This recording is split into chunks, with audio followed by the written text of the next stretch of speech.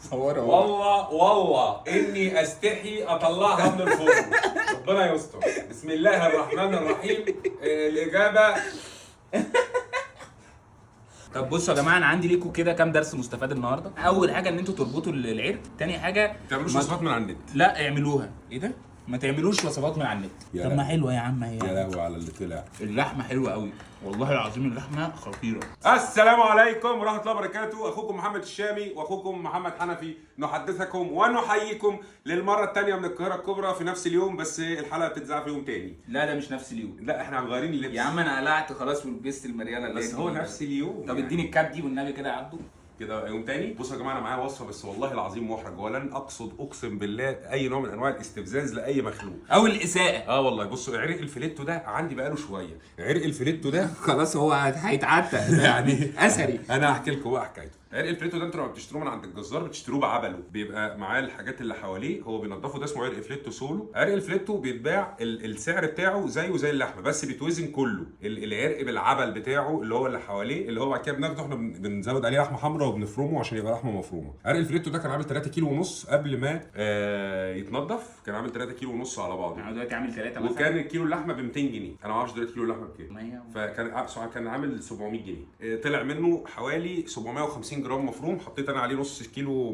لحمه حمراء، فبقى كيلو وربع لحمه مفرومه، ودي استخدمناها في اكلات تانية. وده عرق الفليتو هنا. طب عرق الفليتو ده كبير، انت ممكن تعمل الطريقه اللي انا هعملها دي كل العرق على بعضه، وممكن نعمل كذا طريقه. انا النهارده هنعمل عرق الفليتو ده رول بصوص المشروم، بس مش صوص المشروم اللي بالكم فيه، عجينه مشروم كده، وهيتلف في جلاش، وبعد كده ياخد على وشه بيضه ويروح داخل في قصه كبيره. بحب قوي الحاجات دي. كبيره. طب ينفع نقسمه؟ ما هو ده انا اللي هعمله دلوقتي. يعني احنا هنعمل ايه عشان احنا مش كتير. هنعمل جزء كده، والجزء الثاني انا هحضره وهعمل له مارينيشن، هتبله عشان بعد كده يتشوي على الجريل او على الطاسه او على الشوايه الفحم زي ما انتم عايزين. وطبعا دي افخم حته في اللحمه، ينفع تتعمل اي حاجه. تتعمل الستيك التندر لوين طبعا بيبقى طالع من هنا، تتعمل لحمه مشويه شرايح، يتعمل مع الخضار، اي حاجه. حته اللحمه بتاعت الفليتو دي بتنفع معاها. فتعالوا كده، اول حاجه زي ما انتم شايفين في جزء رفيع وجزء تخين. احنا هناخد الجزء التخين ده هو اللي هنعمل بيه ايه؟ الرول. هنقطع مثلا كده، شايفين بسم الله ما شاء الله عامل ازاي. دي هناخدها نشيلها.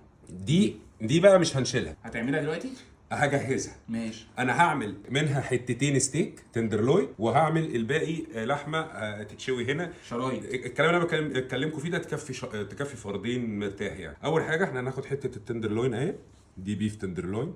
تمام، دي هاخدها وانا مروح. دي اللي انا والشيف عم حنفي. ماشي. دي حته ثانيه للمدام عشان دي هاخدها برضو عشان الجماعه. ماشي. دولت كده هنعمل بيهم بيف تندرلوين. هتشوفوا ان شاء الله هعمل لكم بيه ريل صغير كده عندي على البروفايل. لا انا هاخدها. خلاص هتاخدها اكيد. خلاص. طب خلاص هاخدها يا جماعه، ومش هتشوفوا ريل عندي على البروفايل. لا خلاص خليها اعمل بيها الريل. هنجيب بقى القطعه اللي فاضله ديت، وهنعمل بيها لحمه عشان نشويها على الفحم. ما تقوليش بقى دي اللي هي في الاتراك بيحطها في طبق زبده سخن كده وتقعد تتحمر. هي نفس الفكره. الله. بس هما بيسووا البتاع كله. هوريك دلوقتي ازاي بتاعي. طبعا اللحمه دي على قد ما هي يعني طريه جدا، احنا هنعمل كده وهندوس عليها دوسه كده. بصوا بايديكم، ولا مش محتاجه لا شاكوش ولا اي حاجه. شايفين؟ خلاص كده. دي بقى يا باشا تتبل تتبيله حلوه وتتحط على الفحم، تاخد بالظبط معاك اقل من 10 دقائق، 7 8 دقائق، وتكون استوت وزي الفل، وبتبقى طريه جدا. هنيجي بقى يا باشا، دي اللحمه اللي احنا قطعناها عشان ايه. هحطها بقى انا في الكيس واحط عليها المارينيشن بتاعها. هي طبعا الاحلى مارينيشن ليها تاخد ايه بقى؟ زبده سايحه مع شويه ملح وفلفل وجوز الطيب. بس انا دلوقتي هحط عليها شويه الملح والفلفل واسيبها في التتبيل، واحط عليها شويه زيت، واخلي الزبده لما اجي اعملها. ملح، فلفل اسود، وشويه زيت، ايا كان بقى، زيت زيتون، زيت عادي، المتاح عندكم، مش هيقول عندنا لا. طب خد فابري كمان. بس هي ملهاش لازمه يعني. طب خد بقى التتبيل ده على الذوق، كل واحد. خد ايه انت بتحب؟ لا انا هاكل انا هنا الحاجه دي، فلو سمحت سيبني في حاجه. طب اسخن الطاسه؟ سخن يا باشا الطاسه لو سمحت. طبعا دي بقى براحتكم بقى، هتاكلوها على طول، هتحطوها في الثلاجه، هتحطوها براحتكم في اي وقت تاني عايزين تحطوها في الفريزر تحطوها. انا كده يعتبر تبلتها، يبقى براحتك اهي. ادي كده اول وصفه بالفليتو جاهزه. هات كيس تاني نحط فيها حتتين الفيليه دول، ودولت اللي هنعملهم ستيك تندرلوين من الفخر اللي هو بيتعمل في المطاعم الفرنساوي. علشان كده هيبقى كل واحده ليها كيس عشان نحافظ عليها. بس يا حنفي اللي كسب فلوس دلوقتي يا بابا. هات بقى. انت عارف طن البلاستيك بكام؟ سن البلاستيك. ونيجي هنا قطعتين التندرلوين اهو. التندرلوين طبعا هيتبل ساعة الأكل على طول، ساعة العمايل. هنيجي بقى لوصفة النهارده، ده نص العرق أو تلتينه مثلا، طبعا أنت عايز تنضفه براحتك، بس أنتوا عارفين إن أنا مش من أنصار تنظيف اللحمة، علشان لما اللحمة بتتنضف لازم يكون فيها الفاتس دي، لما بتسيح بتدي طعم جميل جدا للأكل. هنتبل البتاع الجميل ده. شوية فلفل، شوية فلفل. وهتبدأوا بقى إيه تمسجوه كده تمسيجة حلوة. تمسيجة. هنبدا بقى دلوقتي نديله صدمه ونلونه من كل الاتجاهات بتاعته، وبعد كده هندخله الفرن يستوي، وهقول لكم ليه هندخله الفرن يستوي قبل ما نكمل الوصفه بيه. يلا يا باشا. كمان انزل على طول. بسم الله الرحمن الرحيم. احنا طبعا مسخنين الفرن دلوقتي يا جماعه عشان يكون جاهز معانا على طول. طبعا احنا ايه مكان اللحمه في ايه حاجه اسمها سالمونيلا، فلازم ايه ده يتنضف كويس جدا دلوقتي قبل ما نكمل شغل عليه. بص بتكش ازاي؟ ما تكشيش. طبعا لو حابين تربطوه بالزاره عشان تفضلوا محافظين على شكله دي حاجه ترجع لكم يعني، بس انا مش فارق لي قوي لان انا هحطه جوه الرز دلوقتي. استخدمه في الوصفه دي يا جماعه يا جلاش يا عجينه. انا دلوقتي اقدر اقول لك ان انا جاهز. ده اللي كان كده بقى كده. هو ماله قد ليه عامل كده. مش مشكله هنبقى نقطعه. هناكله كده كده. هو كان محتاج يبقى مربوط فعلا بالدباره عشان يفضل ماسك شكله. انت المفروض تضغط عليه. لا يا جدع. اه والله. ندخله بقى الفرن يكمل السوا بتاعه، وبعد كده نطلعه ونشوف هنعمل ايه. الفرن انا مسخنه طبعا على درجه حراره 220 على درجه حراره 275. نفك بقى دي.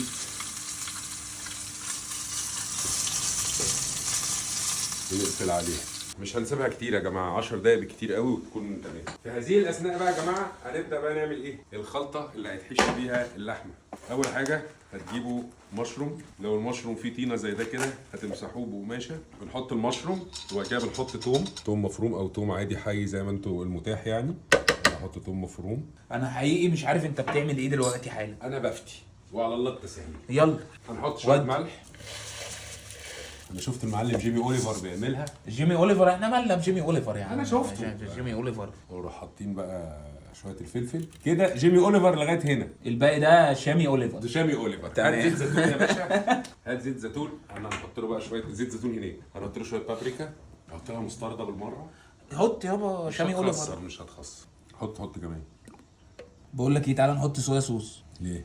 علشان تبقى شامي حنفي اوليفر. تعالوا نضربها ونشوف بعد كده ممكن نزودها. هيطلع معانا ايه؟ هنزود شويه ميه صغيرين شقشاق كده. تعالى بقى معانا في نشوف الموضوع ده. بسم الله الرحمن الرحيم. ده بقى زي البيست كده. ما هو المفروض يبقى كده، بس هو كان اتقل منه شويه. طبعا هو كان مستخدم مشروم براون. اوليفر؟ فكان لونه احلى. لا على فكره بتاعتنا احلى. طبعا. ليه انا ما بحبش اوسخ الحته اللي في النص دي. ما كده كده هتشيلها عشان تغسل السلاح. عايز اقول لكم ان الحاجات اللي احنا حطيناها المشروم اصلا بيسحب اي ملح وبيسحب اي حاجه حادقه، فهو يعني الملح بتاعه مظبوط جدا. طيب المفروض بقى نجيب بقى جلاش او عجينه المتاح. عجينه بيتزا يعني مثلا؟ عجينه عادي. هو كان عامله بعجينه مش بجلاش. فاحنا هنعمله ب4 جلاشات مثلا. 3 4 والله ما مزعلك. ادي 4 جلاشات اهو بملح. خليهم هنا على جنب. هناخد بقى ال4 جلاشات دول نقسمهم 2 و2. وجلاش قلبه ما يوعش طول عمرها عشت الدراويش. هو دهن ودهنة زيت. فانا عندي هنا الزيت بتاع الشاوي الجميل ده نروح رشين. وبعد كده ننزل بقى بالمعجون ده. ننزل بالمعجون. نمسك بقى المعجون الحلو بتاعنا ده. انا خايف يشوف الحاجه دي تبقى مشكله.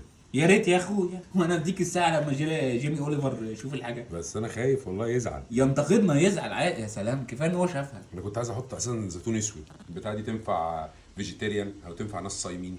ما عدا اللحمه يعني طبعا. لا لو من غير لحمه. تلف الجلاشه كده وتحطها الفرن. يعني لا ممكن تاخد خضار. هو بقى حط مكونين انا مغيرهم. هو حط نبيذ. لا حط بيكون بتاع خنزير. طبعا احنا مش هنحط بيكون خالص. يبقى نحط بسطرمه ولا بسطرمه ولا اي حاجه. احنا كفايه عرق الفريتو اصلا وثمنه. وحط جبنه شيدر امريكاني اللي هي بتاعت البرجر. بس حط كتير قوي برضه وهي غاليه يعني. دلوقتي هي غاليه برضه. فانا جايب ميكس الجبن بتاعي الجميل اللي بينفعنا في الزنقات دي اللي هو غالي برضه. كفايه والله. هتخلص الميكس هنحتاجه بعدين. ايوه بس هو كان حاطط جبنه كتير. يا عم احنا مالنا، ده شامي اوليفر. طب والله الميكس ده البتاع ده طعمه حلو قوي. ايوه انا عجبني والله. يعني عايز محتاج دوريتوس. او لا بص عايز ده معاه قراقيش اللي هي بتاعت الفرنه. ايوه القراقيش. ما تاخدش من ده، خد اللي هم الشويه اللي هنا دول. طب ليه ما ضربناهاش بقى في مع الميكس ده؟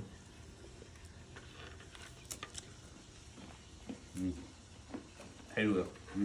حلو قوي. بس تعملوه ما تحطوش بقى فيه ميه، يعني اعملوه وخلوه ناشف شويه، حاجه صحيه اهي. يلا يا سيدي. احنا كده مستنيين اللحمه تيجي. ايه في ايه؟ في ايه بهذا؟ هي بقت فاهم حته كباب بس مش طب مش مشكله، حط بس هنا، حط هنا. طب احنا عندنا طبعا هعمل كده يا جماعه عشان احنا ما كناش رابطينها بدباره. طيب احنا عندنا هنا تو اوبشن بقى حضرتك. لا مش هنقطعها. لا احنا ممكن نقطعها نصين عشان نقدر نحطها هنا ونلفها، يعني بالطول كده، مقطع طولي كده. مقطع طولي ماشي. مقطع طولي، معلش خليها عليك انت المره دي. الله ما شاء الله. بصوا يا جماعه اللحمه يعني رغم ان هي كشت وقددت وعملت، بس عايز اقول لكم جاتوه. والله تستوي سيكه في طب هل ده ينفع يتعمل باي نوع لحمه تاني؟ انا شايف من وجهه نظري انه ينفع عادي جدا، ممكن تتعمل بالبوفتيك، ممكن تجيبوا شرايح البوفتيك وتتعمل بيه كده، وبالتالي شرايح البوفتيك ممكن تتحط نيه او برضه تاخد تشويحه بس بسيطه كده وتتحط. دي انا حطيتها في الفرن عشان تخينه وقلت تستوي كويس. هم لما بيعملوها ما بيحطوهاش في الفرن لان هم بالنسبه لهم بياكلوا اللحمه رير، يعني بياكلوا اللحمه نيه شويه، لكن احنا ما بنحبهاش كده. ولو استنينا ان اللحمه تستوي جوه الرول هيتحرق من بره، الجلاش هيتحرق واللحمه عمرها ما هتستوي طبعا. يلا بسم الله الرحمن الرحيم.